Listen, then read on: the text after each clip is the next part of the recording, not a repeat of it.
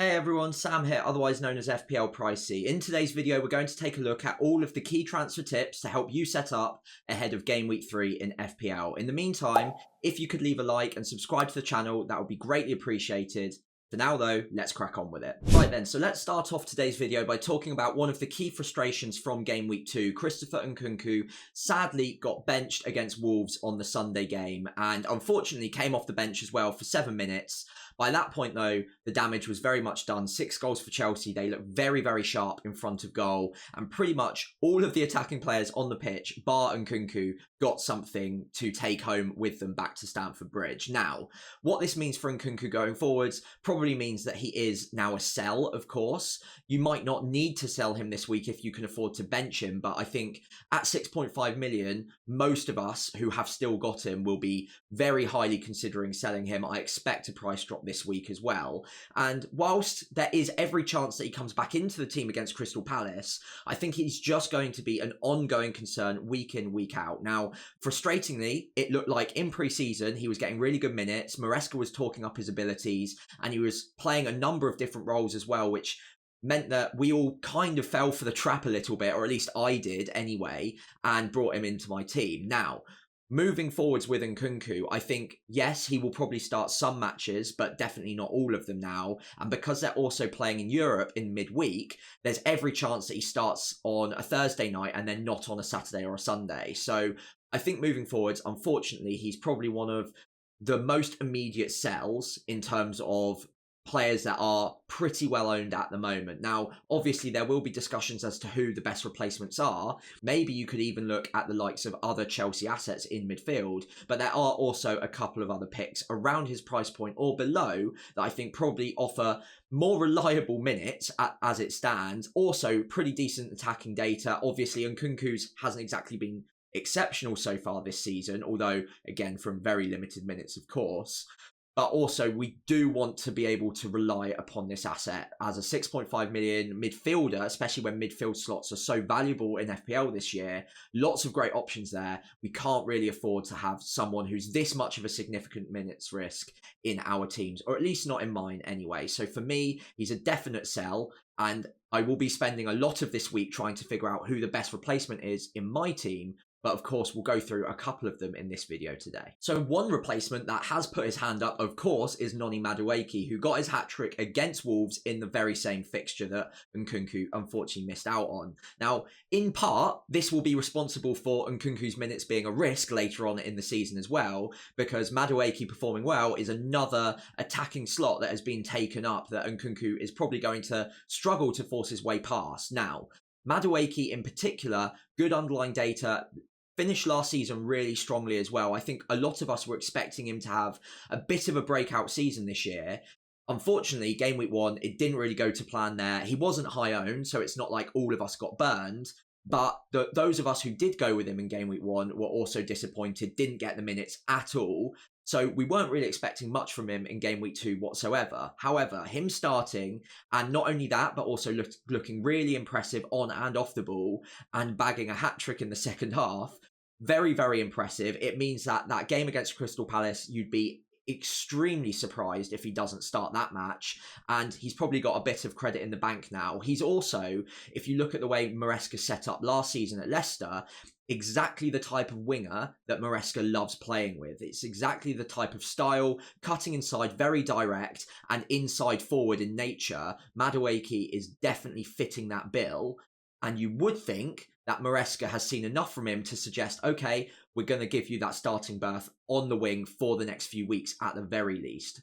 However, with Nkunku, with any Chelsea player, probably just about barring Cole Palmer, there are so many options there, and they are playing midweek at the moment in Europe as well, of course, that in any given game, they are going to be slightly risky. Now, Madueke obviously performs so well that you'd say it's very unlikely he gets benched, but it also wouldn't be the craziest thing in the world if in 2 or 3 game weeks time you see a whole different front four for Chelsea and Madueke's not a part of that.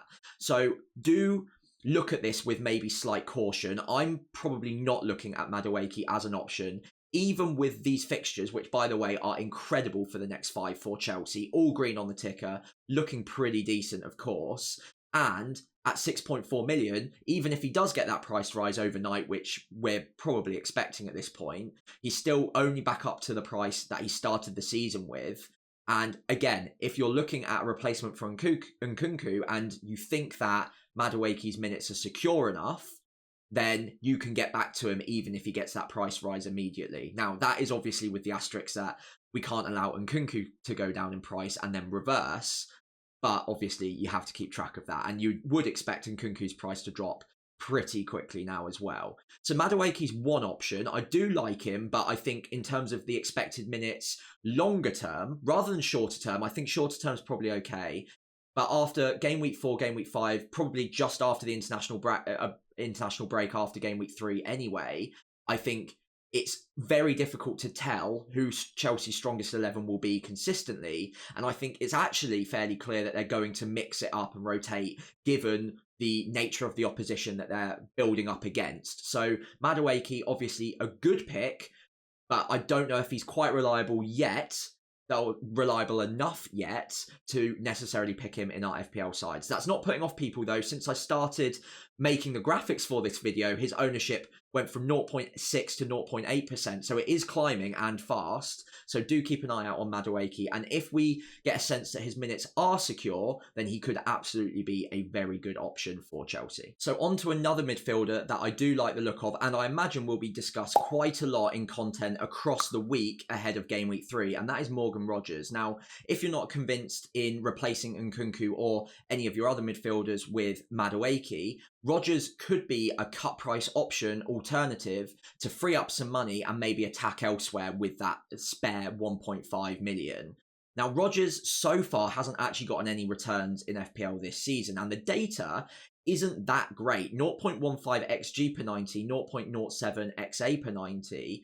That's not phenomenal by any means, but on the eye, I think he's looked a lot more convincing, and I think there's a lot more to come from Morgan Rogers over the next few game weeks. Now, Villa's opening 2 fixtures to start the season weren't the best. Obviously, Arsenal at home is not a great fixture, but even in that game, Morgan Rogers did look promising. He was very, very advanced and almost equal at times to Ollie Watkins or Duran when he came on, and created quite a few good opportunities as well. And I think that that's given me enough confidence to suggest that the good fixtures to come against Leicester away, 2 good home games against Everton and Wolves, and then Ipswich away, that's a great run of fixtures, and I would expect Morgan Rogers to start repaying the faith shown by 9.1% of managers in FPL at the moment.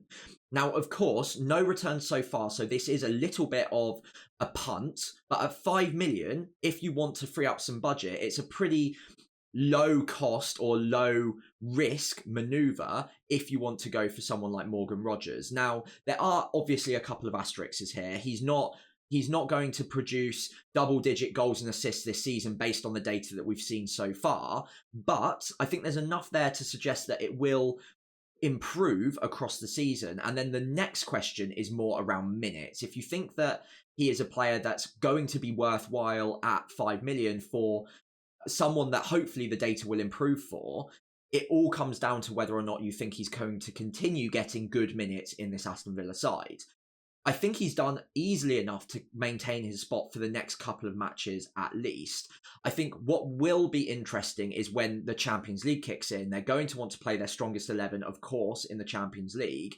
And when they have midweek fixtures to contest with, week in, week out, I think it is perhaps unlikely that Rogers always gets 90 minutes in the league every single week. I think it's more likely that once in every while, he either gets the odd benching or comes off slightly early, let's say around the 60, 70 minute mark. Now, again, I'll reiterate this, at 5 million, even if he does get the odd benching or the odd early substitution, he could still be very good value for money. What I would say, though, is if you're looking in particular at replacing someone like an Nkunku, and you're looking at having Rogers as a regular starting asset that you rely on every single week, by the time we get to the Champions League, I think after game week 4 going into game week 5, then that becomes maybe slightly more risky. Now, that's not to say he's going to be too risky to pick or he won't ever start in the Premier League, but I think it is worth noting at the very least that he might not be a nailed midfielder in your side, and possibly he's someone that you will need to have a plan for benching every now and then. Now, that being said, I think the fixtures are easily good enough, and until game week 4 is out of the way, you'd imagine he gets a starting spot anyway. And at this price, like I said, it's a fairly low-risk manoeuvre to go for someone like Morgan Rogers. Overall, I'm pretty keen on him. Obviously, I'm looking at my Nkunku replacements at the moment as well, and I think naturally my eye kind of turned to Morgan Rogers straight away as an option to release that 1.5 million and use it elsewhere. However, I think those are reasons enough for me to maybe have a little bit more caution there that longer term he might not be the pick. Because I'm on a wildcard game week 6 strategy though, I'm not really that nervous because it's only Leicester, Everton and Wolves to come that I need to worry about. And I would assume at the very least that until the Champions League kicks in after game week 4, he should, fingers crossed, be relatively safe in that starting 11. So let's talk about another source of frustration in game week 2 for 17.1% of FPL managers, and that is Dominic Solanke. Now, at least Ange was kind enough to let us know in advance that Solanke wasn't going to play. So managers did have a chance to get rid of him, but that didn't prevent 17.1% of FPL managers still having him in their game week 2 side.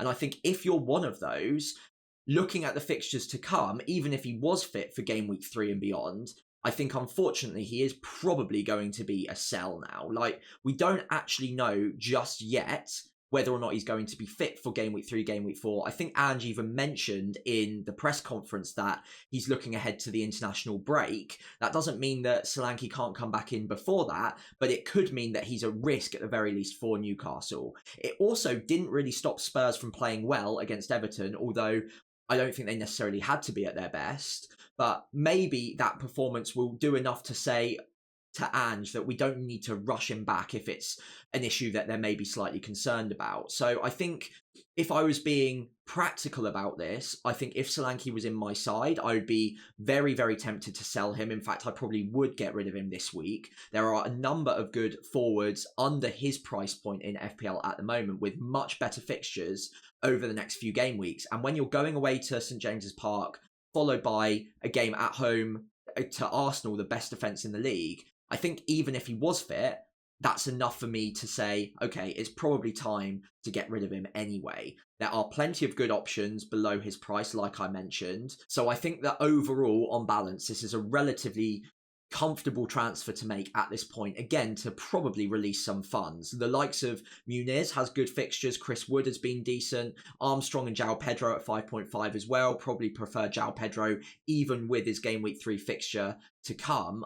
Overall, I think there are plenty of options to release the money. Don't take the risk on Solanke's fitness, although at the very least, if you are tempted to keep him, Ange is usually fairly forthright about which players are injured or not injured in his press conference. So we should at least get some news before the deadline on that one. So we've talked about one mid-price striker. Let's talk about another one. Alexander Isak hasn't exactly gotten off to the fastest of starts in the league this season. 1 assist after 2 games. But more concerning than that, the underlying data is looking pretty shoddy at the moment. It's not looking anywhere near the levels that we expect from Isak, especially last season where he averaged a 0.8 XG per 90 in the league. This is a guy that we expect much more from, and at this price point, obviously this is going to come with frustration because there's other ways we could be using the money. However, what I would say with Alexander Isak in particular, it is only 2 game weeks. The data isn't good, but they were playing with 10 men for the majority of game week 1. He still managed the assist. And in game week 2, okay, he had a quiet day at the office. It wasn't a great game for Newcastle overall, watching the full 90 minutes. They didn't really create a lot. But that's not to say he can't go up against Spurs and bag a brace very, very easily. He's the sort of striker that can return against anyone. He hasn't turned into an average or poor FPL option in a matter of 2 game weeks. And whilst it's frustrating, I think with a pretty much nailed 90-minute man on penalties with a good couple of seasons now of very, very positive data, it's enough that it's not going to make me want to give up on him this quickly. And unless I was going to downgrade this price point significantly and had another really good way of using that money, I'd be very tempted to keep hold of him for the next few game weeks. Tottenham's a good fixture for attacking returns. Wolves and Fulham, both absolutely fine. Man City is obviously the difficult game in that 5, but Everton in game week 7, not bad either. Overall, I would not be recommending selling Isak just yet. If he continues to put out this sort of data, and if Newcastle continue to look a little bit rusty as we build up fitness and minutes in the Premier League this season, then maybe we can consider getting rid of him in a good couple of game weeks' time. He is very high owned though, so if you wanted to jump away from him, if you think that this run of form is going to continue, or poor run of form is going to continue, then maybe you can steal a bit of a march on opponents who will hold on to him, like myself, because a lot of the game will. Overall, for me, he's a hold, but do let me know in the comments below if you're already getting tired of Isak, because that is a pretty sizable fee to be paying for a striker that just isn't getting chances, let alone returns at the moment. So I wouldn't recommend selling one Newcastle asset, but I probably would have my eye on getting rid of the other, and that would be Lewis Hall. 4.5 million defender, so it's not someone that is starting for a lot of managers week in, week out in our FPL sides. He's my 4th defender, for example, so I'm not relying on him every single week. And he's not massively high owned either, only 5%, but there is still a considerable amount of managers out there who will have this source of frustration. Obviously, was on the bench in game week 2 against Bournemouth, with Kelly coming in and deputising at left back. Now, what that means for Lewis Hall's minutes going forwards, I would say it pretty much makes him a no-go for anyone looking for a defender at 4.5 now, and probably quite a strong sell at this point. I think there are enough issues in most of our sides that having a 4.5 million defender sat on your bench for a couple of weeks, if he's not starting games and only coming off the bench himself, is probably not the worst idea in the world. It's not an immediate transfer that you need to break your team to sell, but it is going to become frustrating. A lot of us will have other issues in our defence in the coming weeks. And if you've got a 4.5 million defender on the bench who's not able to come on and at least start matches for you in the case of other injuries occurring, that can be problematic. So I think if you've got no other issues elsewhere, I would probably look at getting rid of Lewis Hall this week. I think the one player that I would probably, or the two players I'll probably have my eye on at the moment, would both come from Aston Villa if you've only got 4.5 million to spend, and that would be Konza and Pau Torres, who have both got a good run of games now coming up. Obviously, I spoke about Morgan Rogers earlier, has a great run of games. So I would probably recommend, if you've got nothing else to do and you maybe don't have the deepest defence in the world, that selling Lewis Hall now, knowing that he is a bit of a minutes risk, a bit of a starting risk. Obviously, Lloyd Kelly didn't exactly do terribly at left back. I think overall it's risky enough that I would probably want to jump away from him if given the chance. I think I've personally got other more pressing matters in my side, and I wasn't planning on starting him against Tottenham anyway, so I'll probably look at selling him in a week or two's time. But like I said, he is now a considerable risk. And unfortunately, given how bullish a lot of Newcastle fans were on him being the first choice left back, when you're not completely nailed and you don't have that much money in the bank, as it were, in terms of loads of seasons starting for Newcastle, impressing Eddie Howe, then it only really takes one poor performance. And that did unfortunately come against Southampton. He wasn't exactly at his best in that game. And I think that is exactly why he got dropped. It wasn't an injury thing. It was a performance-based problem. And that also means that moving forwards, he's either very close to getting benched or getting benched pretty much every single week. And it only takes one poor performance to see him come out of the side again. So overall, I would say he's unfortunately probably too much of a risk for me to hold on to if I've got no other issues.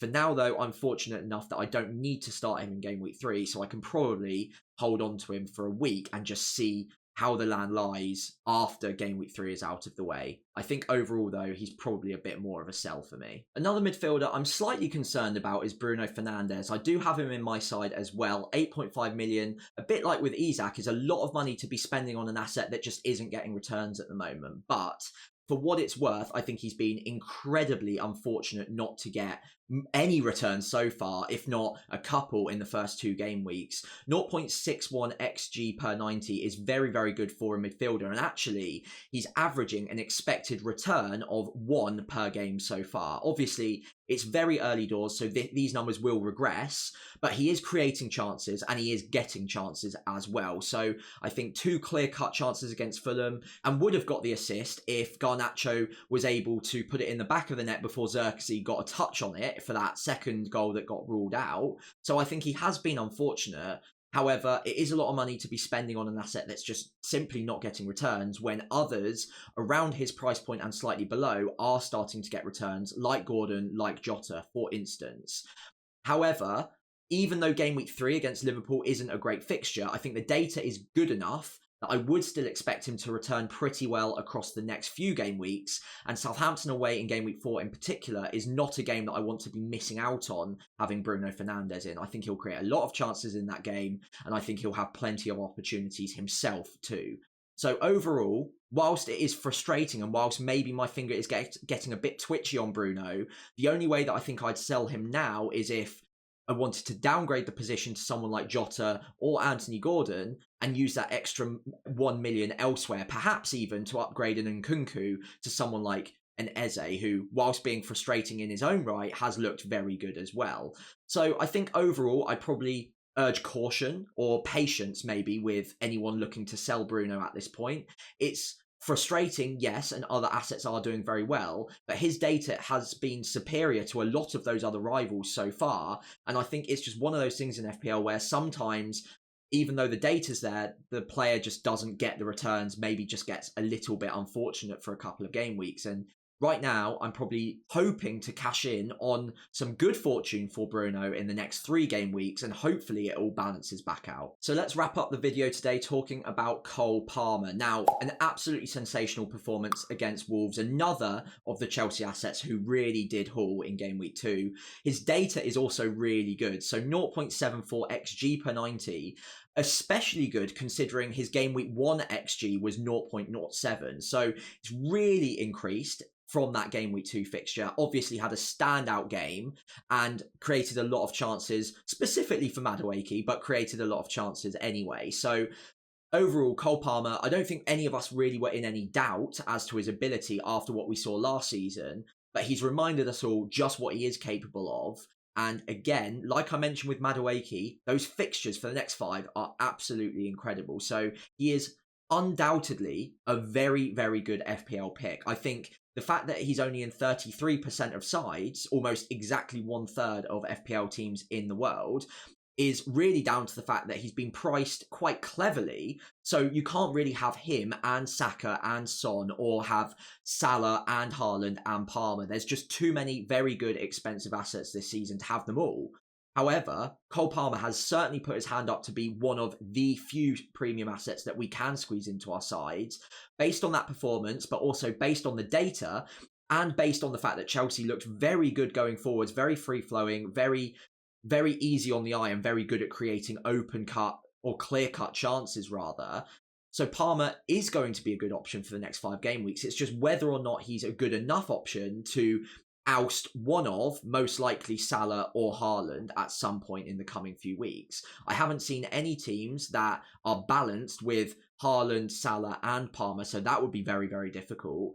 And even the ones without Salah have got Saka in most cases, or Son in others, and both of them have gotten off to a very good start as well. So it is unfortunately just a case of you can't have them all, so you have to kind of place your bets on which of these 10.5 million midfielders are going to be the ones to hold on to. At this point in time, Palmer does look like the standout option, not just because he returned a lot of attacking returns in game week 2, but the data is superior to the likes of Saka, Son, and actually very similar to Salah's as well in the opening couple of game weeks.